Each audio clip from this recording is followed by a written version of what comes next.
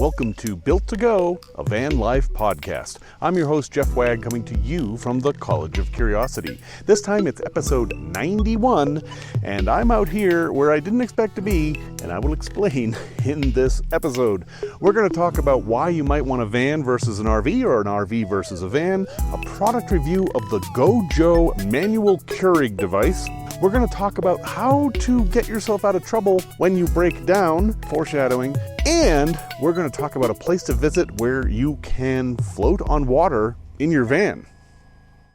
Hello everyone, welcome back. This time I thought I would talk about why vans are different than RVs and why you should get a van instead of an RV or vice versa. I'm in a field of RVs now, but there are some vans here, or at least there were. Maybe they bugged out already.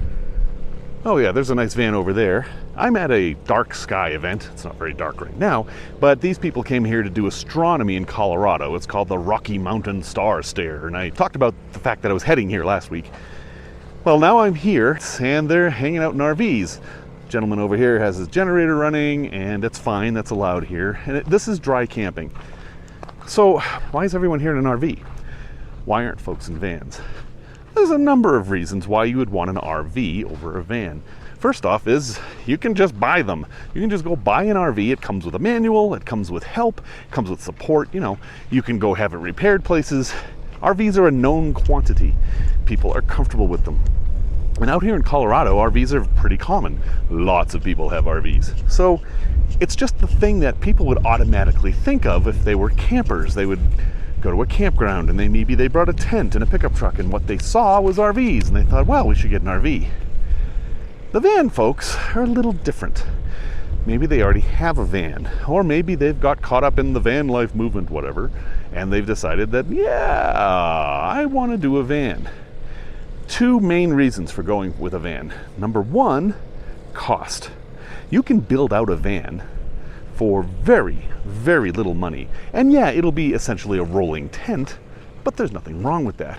In fact, I don't know if he's still here, but there was a gentleman over here who came to this event in a U-Haul van. He just rented the van, filled it up with stuff, and he had a van camper for the weekend. I think that's a great idea. He basically paid for his accommodations by renting a vehicle that he had to do anyway to get here. That's very smart. Why didn't he rent an RV? Oh, probably because it would cost about 10% as much to rent a van as it would to rent an RV. So there is a cost factor associated with vans. Now, don't get me wrong, you can spend a lot of money on a van. Some of the Airstream vans, Class B RVs, cost as much as $225,000. So hey, if you want to spend money on a van, there are people that will take it. But you get to spend as much as you want, and that leads us to point number two. You make a van exactly what you want. If you buy an RV, it's going to be what the RV manufacturer thought you wanted. A van, well, you get to pick exactly what you put in it. Want a bathroom? You can have a bathroom. Don't want a bathroom? You don't have to have a bathroom. You want a dark room so you can process photos?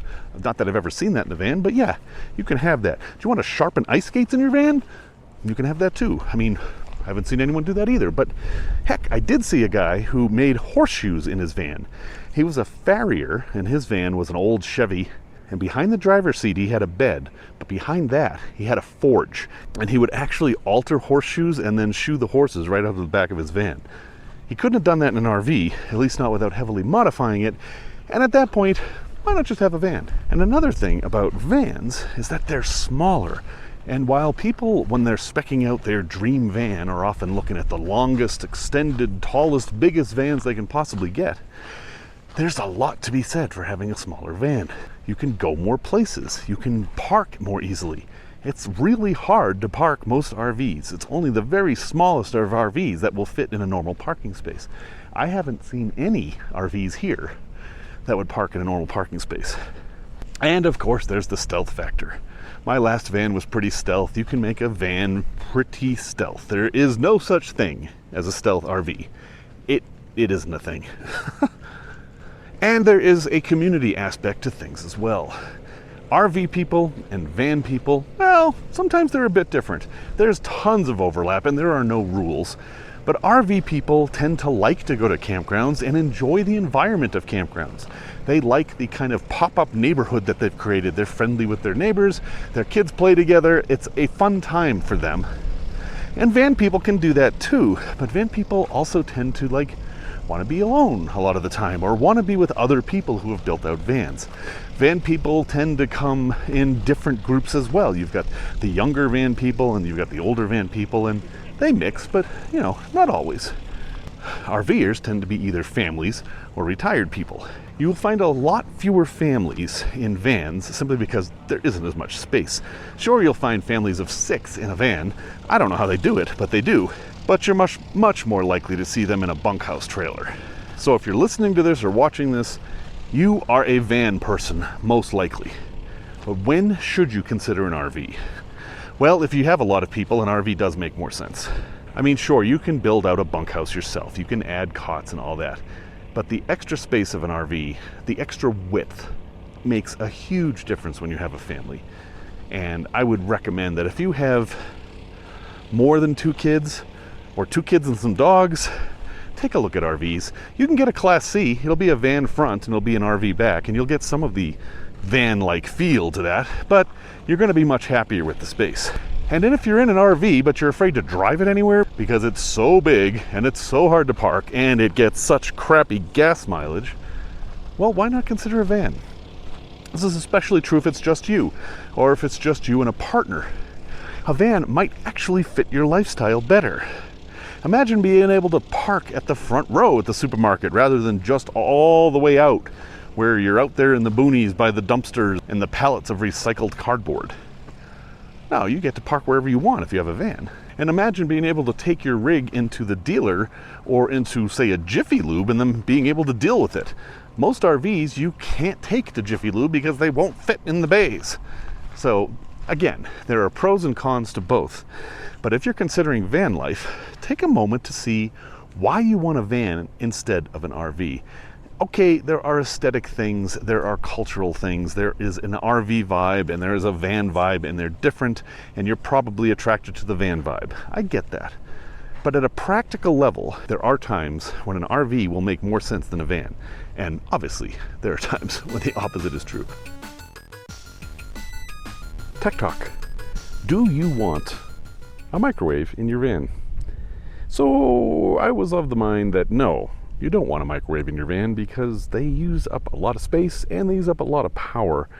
And I've watched a lot of videos where people actually remove their microwaves because they wanted the space. And I figured, no, microwaves don't make any sense in a van unless you have a really large van or a school bus. You can do anything in a school bus. But I like microwaves.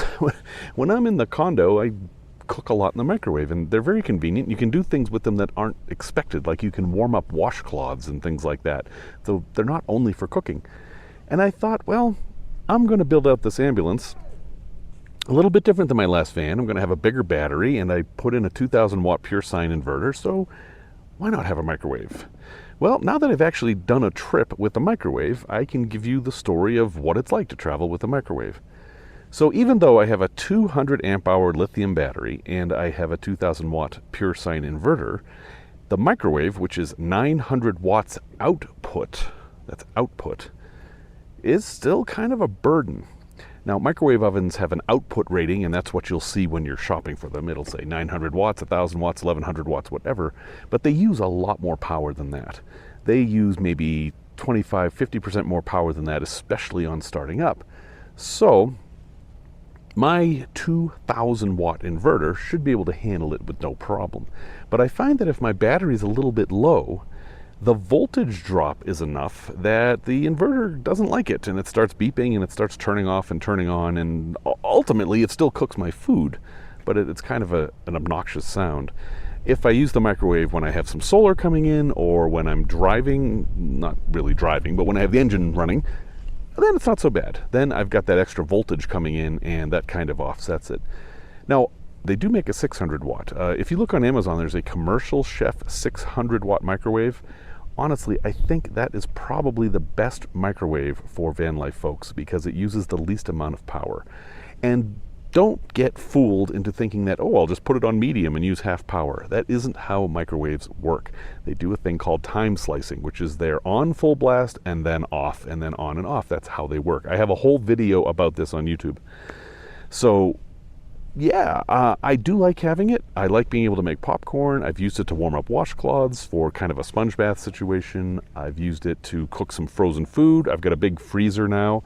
And the ability to bring frozen food with me has actually opened up a whole lot of options too. So yes, you can have a microwave in your van, but you have to consider that you're going to have to put out some money for batteries and inverter, and it's not going to be exactly like using it at home. You're going to have to plan, because when you use the thing, it's going to use up a ton of power.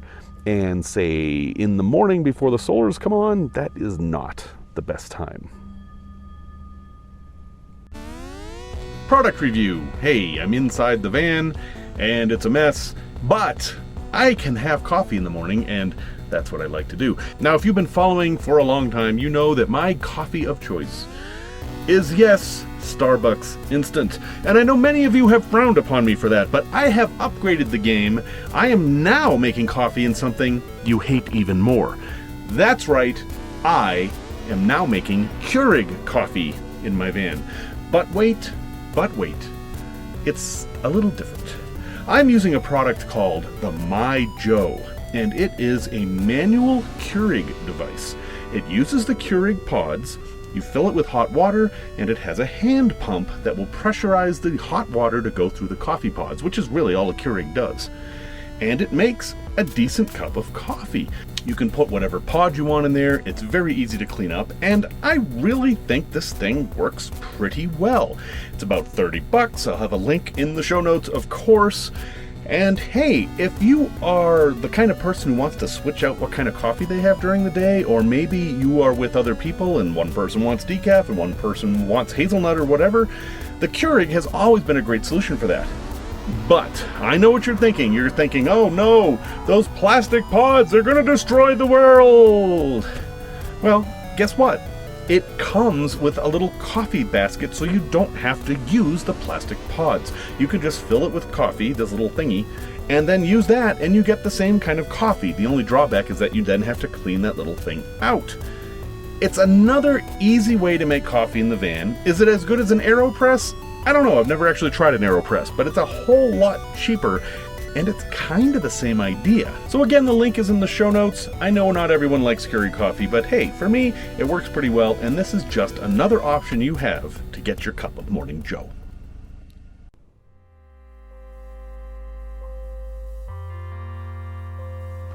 Resource recommendation.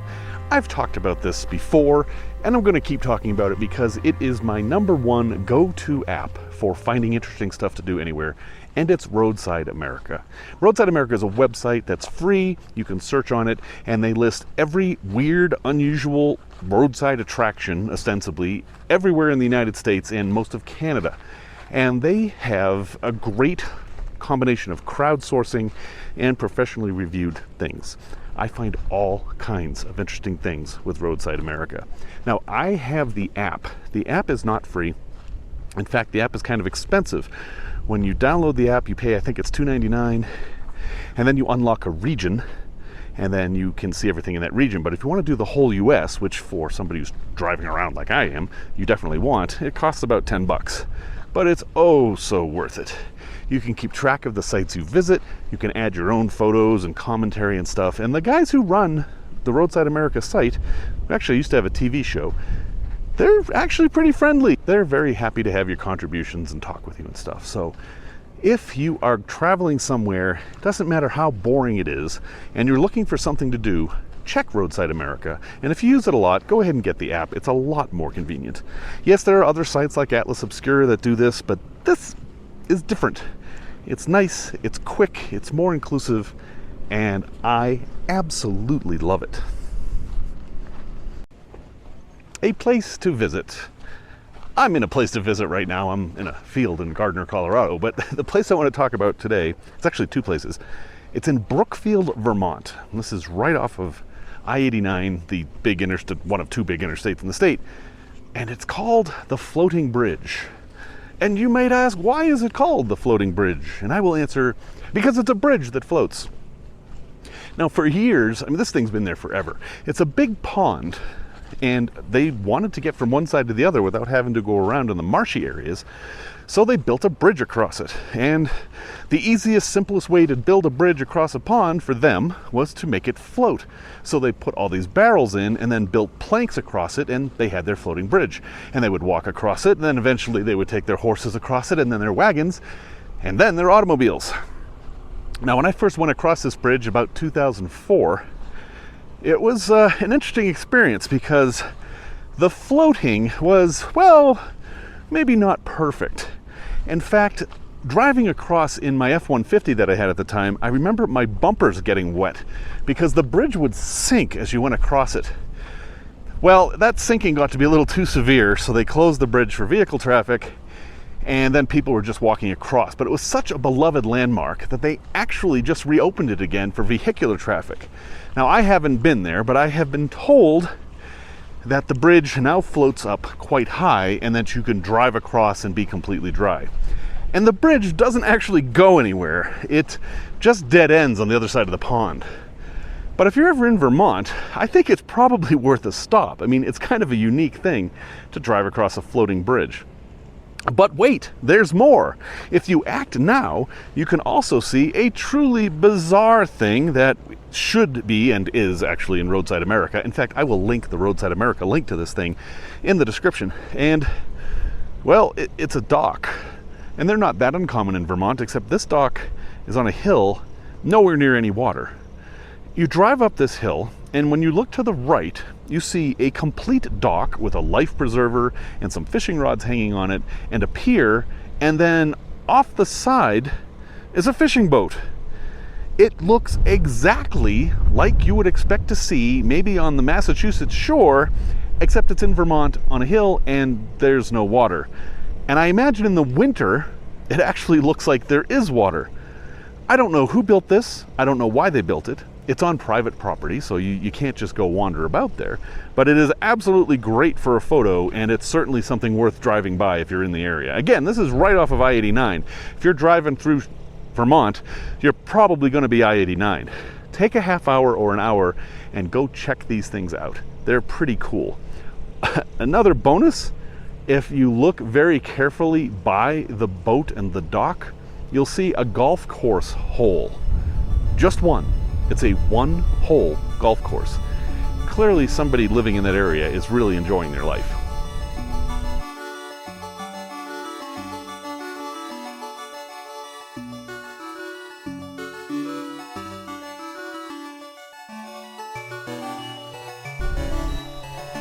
Well, I'm in a very pretty spot. I am right outside Great Sand Dune National Park here in Hooper, Colorado.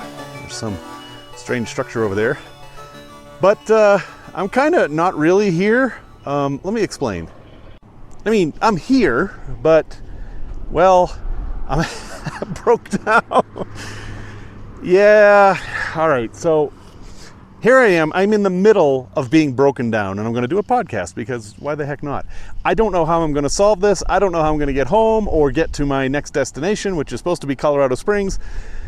But having been in this situation before, I thought maybe it would be useful to have a little chat about what to do when you break down. And I'm in the middle of it right now. So, first, stop, find a safe place, pull over, and take a beat. Just take a moment. Unless you're on fire or you're in some kind of a danger, you have time to take a beat. That will give your body a chance to stop reacting and to start thinking and to start working the problem, because that's really what you're going to do. Now, not everybody's a troubleshooter, okay? So there's two different ways to approach this. If you're not the troubleshooting kind, if you're just into van life for the experience, but not necessarily the building part, I totally get that, and that's legit. Then you're looking for help. If you're in that situation, you're looking for a helper, and you probably should have something like AAA or something like that, although lots of caveats about AAA that I've talked about in the past. That is your goal. Find a way to communicate with whomever is going to help you out. That's what you're trying to do. That isn't my case. I'm much more of the fixer kind of a person. I don't want help. I mean, unless somebody can appear with the part I need, I don't need any help. Now, the very most important thing is you have to find cell phone connectivity, right? That's how you're going to get help most likely. If your vehicle isn't drivable, well, start figuring out where you're most likely to get cell phone service. And don't be afraid to flag people down. Most people are nice. Most people want to help. But just keep focused on the fact that you're trying to communicate with someone and you're trying to stay safe. That is what you're doing. Now, if you're like me and you're one of the troubleshooting people, well, it's time to enter some troubleshooting methodology. Number one, most important thing, I highly recommend that you have a scanner with you. I've talked about the scanners in the past. They've saved me a bunch of money and time and headache because as soon as something goes wrong, well, I want to know what it is. In this case, I noticed that I didn't have any power going over a hill. I mean, I'm in Colorado. See that? Colorado's not flat. And I need to be able to go over hills. So there weren't any engine lights or anything, because that apparently is only sometimes. But I did have a scanner, so I pulled over and ran the scanner, and I got code P0299, which is turbo underboost. Okay, turbo underboost, what does that mean?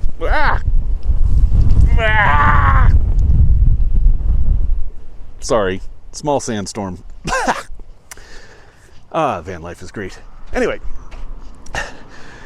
what does turbo underboost mean? Now, we're not talking about how to fix this problem with you. I'm talking about how to troubleshoot. Well, you got to figure out what that means. And the places you can figure that out are on Google, of course.